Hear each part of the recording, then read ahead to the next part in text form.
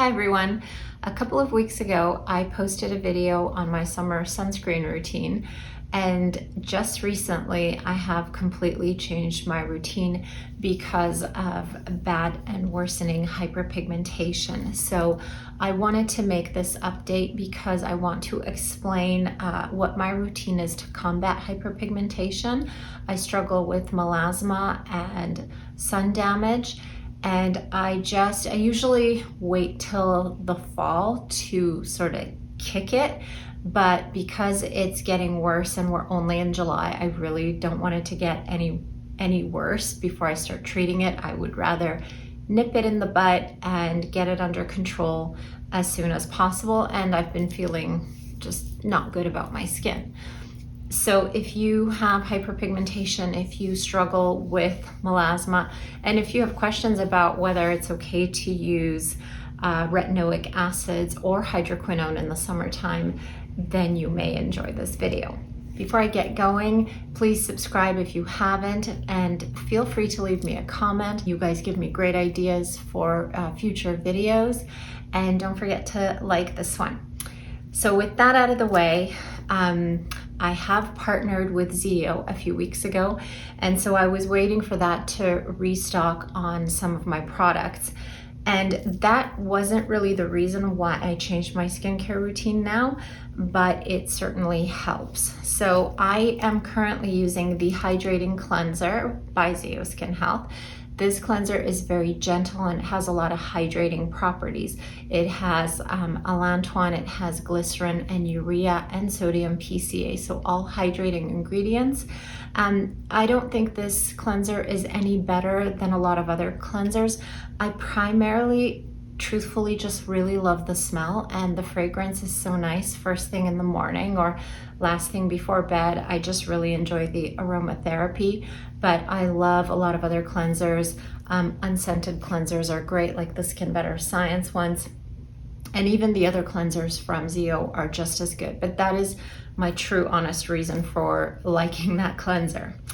Now I'm gonna go through the steps of my skincare routine, but before I explain my next steps, I'm going to say I have gone back on tretinoin, retin 8.1%, and I've also started hydroquinone together.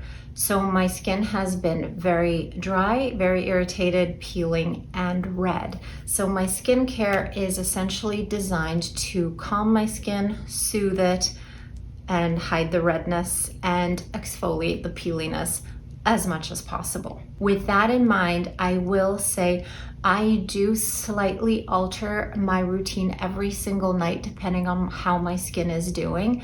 And it's exactly what I always tell you guys. Listen to your skin. You don't want to force it, even if it's getting worse and drier and more red and more uncomfortable, just to reach some sort of end goal. Listen to it, work with it, and that will get you farther, and it will keep you consistent because you're in a balance and a harmony with where you're trying to go. So on days or mornings when my skin can tolerate it, I will use the exfoliating polish by Zeo. This has physical exfoliation in the form of tiny little magnesium oxide crystals. This also has calming and soothing ingredients as well as vitamin C. And this is great to get off the dead skin cells. However, sometimes I'm too sensitive, so I will not use this every day because my skin would not be happy with me. So what I alternate with is the exfoliation accelerator. This is after the cleansing step is done. This is a 10% glycolic acid, and glycolic acid helps the dead skin exfoliate. It's a chemical exfoliation. So physical exfoliation, chemical exfoliation. So if my skin is too sensitive for this, then it's usually also too sensitive for the complexion renewal pads because these have alcohol. So some days I will use both of these. Some days I will skip it altogether because I can't tolerate it, and I will just do a chemical exfoliation. If your face is burning after you apply an alpha hydroxy acid, it's too strong. So you can either dilute it or use something more gentle. This helps exfoliate that skin. So that's what I will do to cleanse and exfoliate in the morning. And then what I will apply is the Pigment Control Cream by Zio. This is a prescription 4% hydroquinone, not to be confused with its sibling, the Pigment Control Blending Cream, which is designed to be combined with a retinol or retinoid or tretinoin. These two work differently at different cell layers. The morning pigment control cream is more similar to your routine prescription strength hydroquinone, and the blending cream is a slightly different formulation that's designed to work together with a retinoid and enhance the retinoid and anti-pigmentation effects. So morning, evening. As far as application of the pigment control cream and the blending cream, actually, the instructions say to dispense 2 pumps and apply them to the face. I only use 1 pump and I look like Frosty the Snowman. I'm completely white when this goes on my skin. And the correct way to apply this is to keep rubbing it into your skin. You'll see the cream will be white, your skin will be white, and you're supposed to keep rubbing and blending until it's absorbed and dry.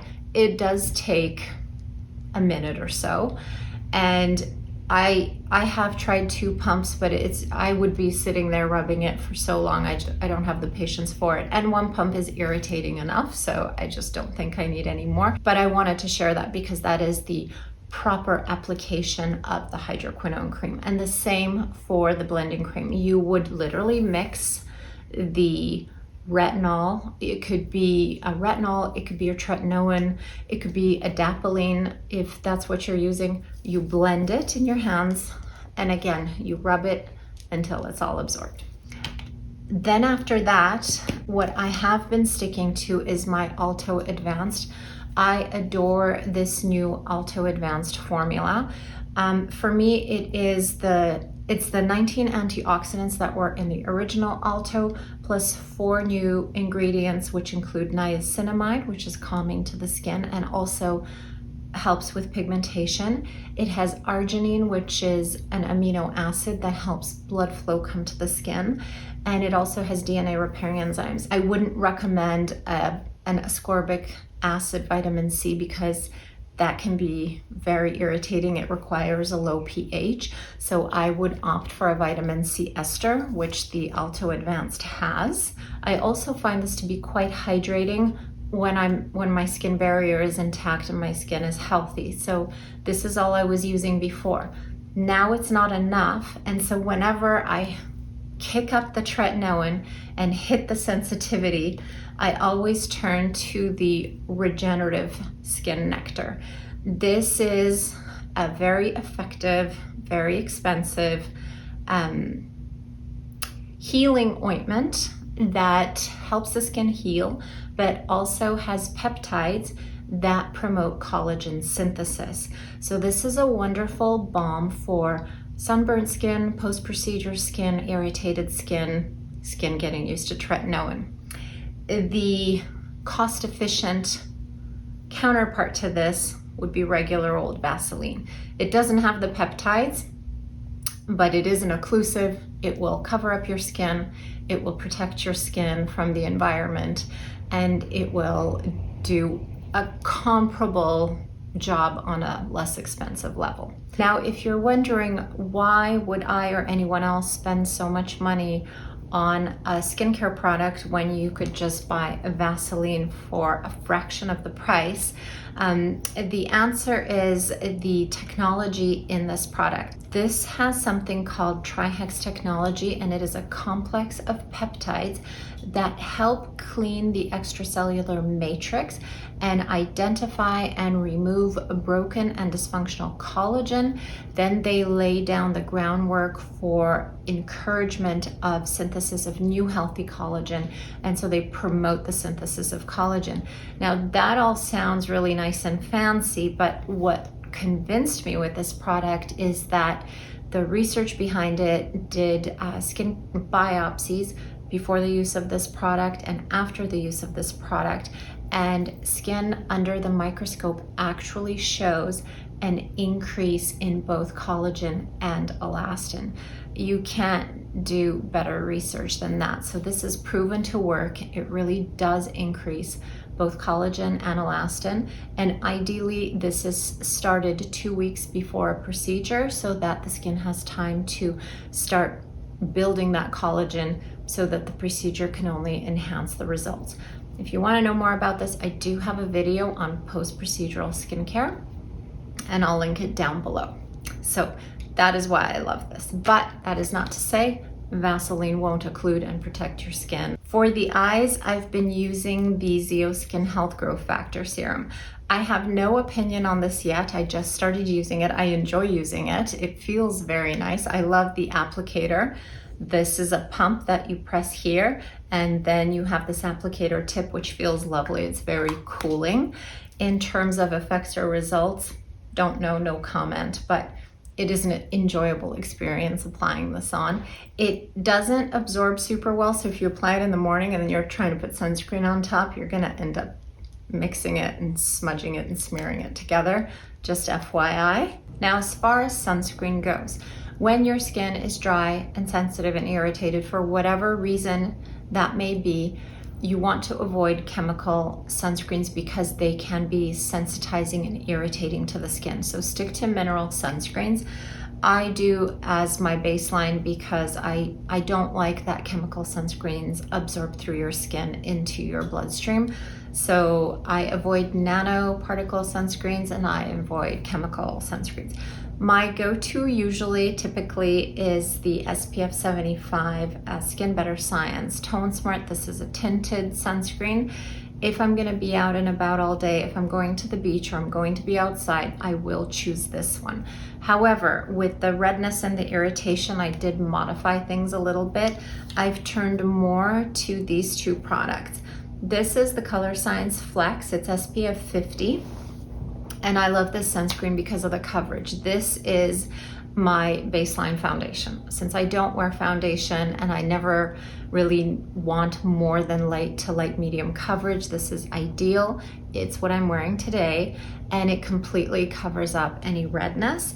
And another one that has more coverage than this lotion is this Skinbetter Science Compact. So it gives me a little bit of coverage, not as much as the Colorescience, but it does, you can see it has a little bit of coverage, or it has a little bit of color and provides a little bit of coverage. So this can be nice. And then if you need to powder on top, you can use a powder or a sunscreen powder like the, I forgot what it's called, the Brush On Shield by Colorescience is the one I like. I'll put a picture of it up so you can see it because I don't have it here. And the other thing I've been doing for hyperpigmentation in this area is using the Color Balm from Colorescience. This is a hack I kind of came up with this summer and I absolutely love it. I will use these as blush, and that way you can see they have quite a bit of pigment. This one is in the color blush, but there are other colors. I want to get the berry one, and they make for a really nice blush. This is my blush today, and I get double protection in this area. So I've been loving this. And the one other thing I will say about all of these sunscreens, they are high SPFs. You want to use at least an SPF 30. But more importantly, they all have a PA rating of 4+. Now, what does that mean? The PA rating system is a Japanese rating system for evaluating for protection against UVA rays. UVA rays are the ones that cause skin aging, and the highest rating, 4+. All of these sunscreens have 4+. The Colorescience sunscreens actually put the PA rating on their bottles. I don't know what this one is. This one's also 4+. Skinbetter Science does not put a PA rating on their sunscreens, but they do say that all of their sunscreens, except for the Sheer Stick and the Sheer Compact, are 4+, and the two I just mentioned are 3+. So that's really important. And also all of these sunscreens protect against blue light. They protect against infrared light and pollution, meaning they have antioxidants in here that fight free radicals. So these are my favorite sunscreens, and to cover up redness, these are my favorite sunscreens. Now in the evening, the first step is to remove the sunscreen and the makeup. I don't want to do any exfoliating because I already did that in the morning. I'm already sensitive. So I use Bioderma micellar water with a cotton round, and I use that to remove my makeup and my sunscreen. Once that's off, I wash my face, either again with the hydrating cleanser with the lovely citrus smell, or whatever cleanser I have in the shower. But this is the one I've been reaching for most often lately. I skip this step altogether for the morning, and the exfoliation accelerator, I skip that altogether. No exfoliating in the evening at all. Then I combine the blending cream with my tretinoin. The one I'm using is called Retin-A Micro. This is in a gel vehicle, so it's not as hydrating. It doesn't have as many emollients as a lotion or a cream base would have, but it does have microspheres in it. So the tretinoin is in microspheres, which is a slower release and supposed to be more gentle.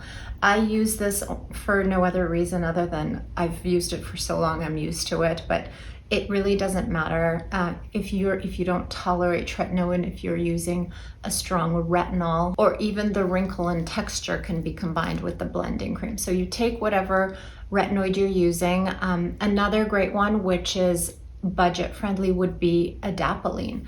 You can take adapalene and mix it with the blending cream, and that is your retinoid and hydroquinone. And after that, I apply the Nectar, and a reasonable option is applying Vaseline for the night, and that's it for the evening. So it has a few steps, not that many, but it has a lot of actives and prescription actives.